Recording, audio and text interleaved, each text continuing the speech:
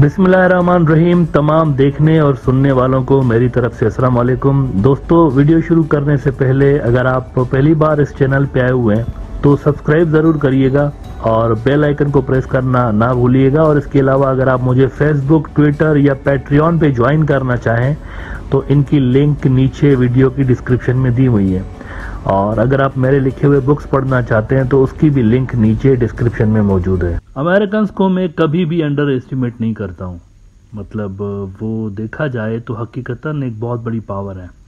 गुज़िश्ता 100 साल से लेकर कई मरतबा उन्होंने दुनिया के ऊपर अपनी धाक बिठाई हुई है।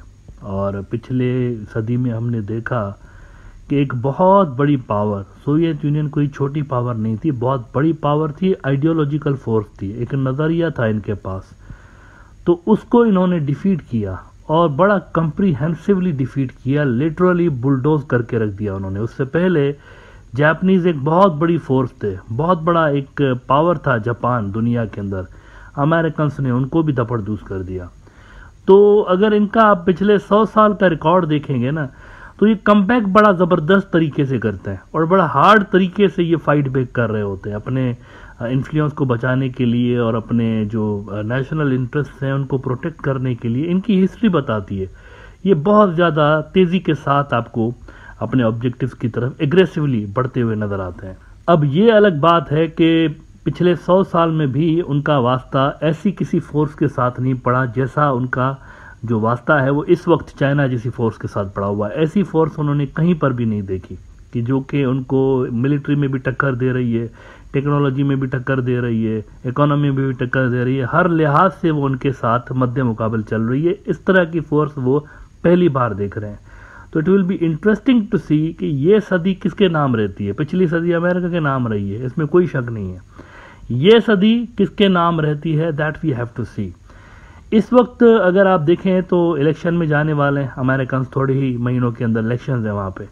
अब इलेक्शंस के अंदर जाते जाते बाइडेन का ग्राफ बड़ा तेज़ी के साथ गिर रहा था और ये माना जा रहा था कि जो ट्रंप साहब हैं वो शायद दोबारा से कमबैक करें। लेकिन पिछले दिनों में ये जो साउथ कोरिया और जापान का इन्होंने मामला तय करवाया अमेरिकन ने, इससे यकीनी तौर पर इलेक्शंस के अंदर भी बाइडेन को बहुत बड़ी एक बूस्ट मिलेगी, क्योंकि इन्होंने साउथ चाइना सी के अंदर हकीकतन एक बड़ा पावरफुल अलायंस क्रिएट करने की कोशिश की है अगेंस्ट चाइना। लेकिन 2 और ऐसे बल्कि 3 ऐसे थिएटर्स हैं जहां पर उनको तवज्जो देने की ज़रूरत है और उनमें से 2 तो जगह ऐसी हैं जहां पर गेम उनके हाथ से निकल गई हुई है तकरीबन, और एक ऐसी जगह है जहां पर अभी मुकाबला हो रहा है। जहां पर मुकाबला हो रहा है वो है यूक्रेन। यूक्रेन की जंग का क्या बनता है अमेरिकन इलेक्शंस तक, ये हमें देखना पड़ेगा।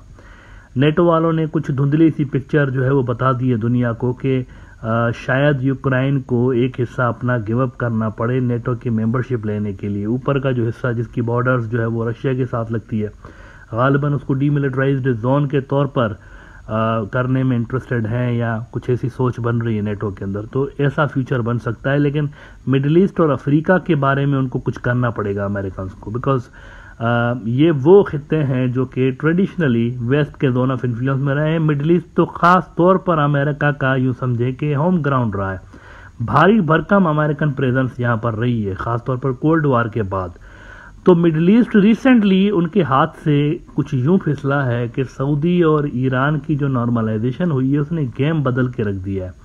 इससे पहले अमेरिकन यहाँ पर मिडिल ईस्ट में एक रीस्ट्रक्चरिंग कर रहे थे।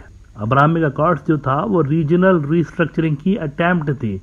अमेरिकन जो थे वो इजरायलियों को और अरबों को सबको साथ मिला के एक कंबाइंड ब्लॉक बनाना चाह रहे थे। लेकिन वो तो अब्राहमिक अकॉर्ड्स वाली उनकी जो कोशिशें थी वो ज़्यादा कामयाब इसलिए नहीं हुई क्योंकि फंडामेंटल एक डिफरेंसेस मौजूद हैं अभी इजरायलियों के दरमियान और अरबों के दरमियान, जिनका रिजॉल्व होना ज़रूरी है। मीनवाइल चाइना ने गेम डाल दी, सऊदी और ईरानियों को आपस में मिला के चाइना ने गेम डाली हुई है। इस सिचुएशन में अगर बाइडेन इलेक्शन में जाता है तो फॉर श्योर उनसे सवाल होंगे कि मिडिल ईस्ट में आपने क्या किया चाइना को रोकने के लिए। लिहाजा इस वक्त अगर देखा जाए तो ताबड़तोड़ कोशिशें अमेरिकन की जारी हैं मिडिल ईस्ट में कोई डील ब्रेक करवाने के हवाले से, और वो डील करवा रहे हैं सऊदीज और इजरायलियों के दरमियान। अब इस डील में सऊदीज़ की तरफ से जो मुबैना तौर पर जो डिमांड्स आई हैं, जो कि वेस्टर्न मीडिया में भी रिपोर्ट हुई हैं, वो ये हुई हैं कि वो अलग फ़लस्तीनी रियासत चाहते हैं। 2 हरम उनके पास है ना, ऑलरेडी कस्टोडियंस है ना, मतलब जो सऊदी का किंग होता है वो खादमुल हरमैन शरीफैन कहलाता है, the custodian of the holy mosque. Mecca और मदीना की मस्जिद है, लेकिन हरम तो 3 है ना, तीसरा हरम भी, इस्लाम के 3 हरम है। सऊदीज़ चाहते हैं कि तीनों हरम जो कस्टोडियन है वो बन जाए, तो तीसरे हरम के लिए भी अच्छा, फिलहाल उसका जो कस्टोडियन है वो उर्दून का किंग है। बैतुल मुक़द्दस का जो हरम है, हरमुल कुद्स जिसको कहते हैं, हरमुल मक्की, हरमुल मदनी और हरमुल कुद्स कहते हैं यरूशलेम को। यरूशलेम का जो कस्टोडियन है वो king of Jordan, king Abdullah है। सऊदीज़ के लिए कहा जा रहा है कि वो चाहते हैं कि तीसरा हरम भी उनको मिल जाए, और वो चाहते हैं फ़लस्तीनी रियासत बने जिसका ईस्ट यरूशलेम कैपिटल हो। इस तरह का उनका एक खाका है सऊदीज़ का। साथ ही वो सिक्योरिटी गारंटीज भी मांग रहे हैं। अब ये वेस्ट के मीडिया के अंदर इनकी डिमांड छपी हैं, लेकिन इजरायली क्या मांग रहे हैं, ये एक इंपॉर्टेंट क्वेश्चन है जिस पे इस वक्त मैं बात करूंगा कि इजरायली क्या मांग रहे हैं। देखें, फिलहाल सिचुएशन ये है कि अभी कल परसों ईरानी जो फॉरेन मिनिस्टर हैं वो सऊदी पहुंचे हैं, और उन्होंने बड़ी मुलाकात हुई है सऊदी अरब के वली अहद और डिफेक्टो रूलर आप इनको कह सकते हैं, मोहम्मद बिन सलमान के साथ। अब प्रैक्टिकली कहा जाता है कि सऊदी अरब को इस वक्त मोहम्मद बिन सलमान ही चला रहा है, उसकी पॉलिसीज चल रही हैं। तो मोहम्मद बिन सलमान के साथ बड़ी अच्छी मुलाकात उनकी हुई है, और इसमें बड़ा ब्रेक थ्रू ये हुआ कि मोहम्मद बिन सलमान ईरान जाएंगे। ईरानी वजीर खारजा वहाँ पहुंचे, उनकी मुलाकात हुई MBS से। MBS को उन्होंने ईरान आने की दावत दी और MBS ने दावत कबूल कर ली। कुछ दिनों के अंदर हो सकता है या कुछ हफ्तों में मोहम्मद बिन सलमान ईरान जाएं, और जब ये ईरान जाएंगे तो that will be a historical visit. ये इतने कोई सालों के बाद किसी सऊदी टॉप ऑफिशियल का ईरान का दौरा होगा। ये बहुत बड़ा एक हिस्टोरिकल लम्हा होगा जब ये जाएंगे वहां पे। टाइम्स ऑफ इजराइल ने इस पे खबर लगाई है कि Iranian foreign minister meets Saudi ruler pushing restored ties forward. Iran's top diplomat extends a trip to Saudi Arabia for talks with Crown Prince Mohammed bin Salman as Tehran and Riyadh reconnect after cutting ties in 2016. Now ये जो मामला है ना, दोनों के दरमियान जो कुर्बतें बढ़ रही हैं, इसने बाइडन के लिए मुश्किलात बढ़ा दी हुई हैं। बाइडन वो जो इजराइल और सऊदियों को नॉर्मलाइज करवाना चाहता है, उनकी टाइज और दोनों को करीब लाना चाहता है। इसमें इजराइलियों ने ये कंडीशन रखी हुई है कि पहले आप ईरान जो है ना, उनका जो न्यूक्लियर प्रोग्राम है वो ख़त्म करवाएं, उसके बाद हम कुछ सोच सकते हैं।